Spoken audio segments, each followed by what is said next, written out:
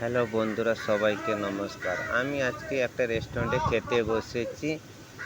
তখন দেখছি জানলা বাটে একটা ছেলে ভেতরে ঢুকে আসছে। ও যেহেতু কি জানি না, তবে আমি আমার খাবারের এটা ওর কাছে নিয়ে যাচ্ছি। দেখি ওকে আমি আমার ভাগের সানবেশটা ওকে দিলাম আমি। দেখো ছেলেটা শান্তভাবে বসে আছে, এদিকে বসে খাচ্ছে। তা আমারও অনেক ভালো লাগলো, যেহেতু ছেলেটা আ জানি না সানবেজ খেয়েছি কি খায়নি, সেজন্য আমি ওকে কাছে নিয়ে গিয়ে সানবেজটা দিলাম। দিয়ে সানবেজটা খেয়ে নিল ছেলেটা। দেখো ওদিকে আমি জল দিলাম। ওই ছেলেটা জলও খাচ্ছে দেখো। জল খালো। তারপর ছেলেটা ওই জল দিয়ে একটু মুখ ধুলো। আ মুখ ধুলো, তখন আমি কি করলাম, ওর মুখে একটু হাত বুলিয়ে দিলাম। দেখো ওই ছেলেটা মুখে কত মানে কান্নাকাটি করবে বা কি জানি না, যেহেতু আমি টিস্যু নিয়ে ওর মুখ গোটা বুলিয়ে দিলাম।